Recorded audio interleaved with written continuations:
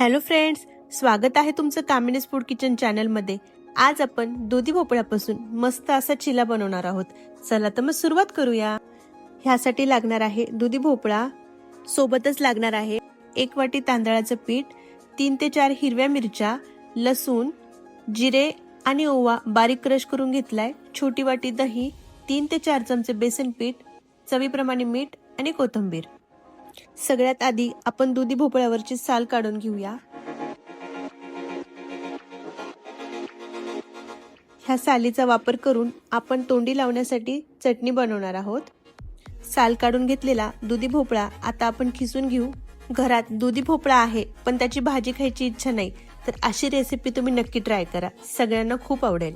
भोपळा किसून झालाय, आता आपण एक वाटण तयार करून घेऊ। त्यात कोथिंबीर, हिरवी मिरची आणि लसूणच्या पाकळ्या टाकून बारीक पेस्ट करून घेऊ। आता एका मोठ्या भांड्यात खिसलेला भोपळा टाकून घेऊया। सोबतच हिरवी मिरची, कोथिंबीर आणि लसूण ह्याचं वाटण टाकून घेऊया आणि आपल्या आवडीप्रमाणे दही, हातावर बारीक क्रश केलेला ओवा आणि जिरे पण टाकून घेऊया। 2 ते 3 चमचे बेसन पीठ आणि चवीप्रमाणे मीठ टाकून एकजीव करून घ्यायचं सगळं। हे सगळं व्यवस्थित एकजीव झाल्याच्या नंतर ह्यात तांदळाचं पीठ टाकायचं। तुम्हाला जर थोडेसे क्रिस्पी हवे असतील तर तुम्ही 3 ते 4 चमचे रव्याचा पण वापर करू शकता। आता थोडं थोडं पाणी टाकून ह्याचं बॅटर बनवून घ्यायचं। लागेल तेवढ्याच पाण्याचा वापर करून एका डायरेक्शननी हे फेटून घ्यायचं।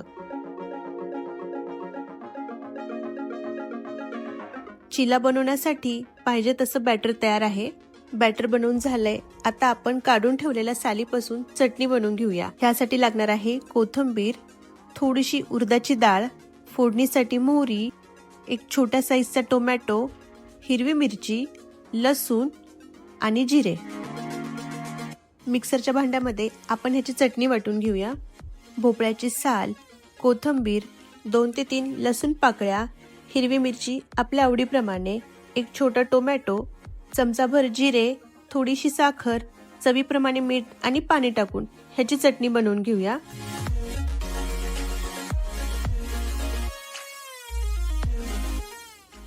चटणी वाटून तयार आहे। आता याला आपण तडका करून घेऊया। एका छोट्या भांड्यामध्ये थोडंसं तेल टाकून मोहरी आणि उडदाच्या डाळीचा तडका तयार करूया आणि चटणीमध्ये मिक्स करून घेऊया। ह्यासोबत खाण्यासाठी चटणी तयार आहे। आता आपण चिला बनवून घेऊया। तवा गरम झाला की ह्यावर तेल टाकून बॅटर पसरवून घेऊ आणि बारीक गॅस करून एक 5 ते 7 मिनिटं हे झाकून ठेवायचं। 5 मिनिटांनंतर झाकण उघडून दोन्ही साईडनी खरपूस रंग येईपर्यंत व्यवस्थित भाजून घ्यायचा। तांदळाचं पीठ जास्त असल्यामुळे भाजायला थोडा वेळ लागतो। मस्त अशी सालीपासून तयार झालेली चटणी आणि भोपळ्याचा चिला खायला तयार आहे।